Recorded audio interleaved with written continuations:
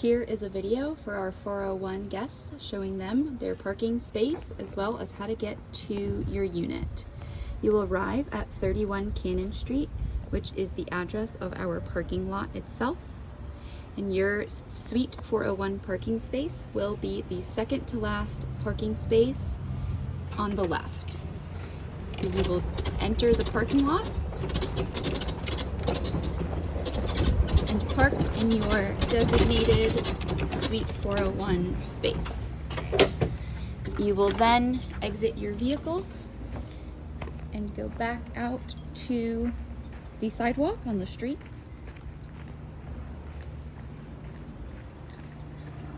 You're then going to walk around this big yellow house and go down this gravel driveway.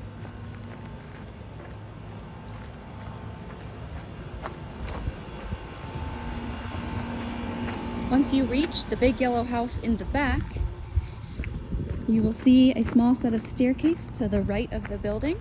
That's where you're going.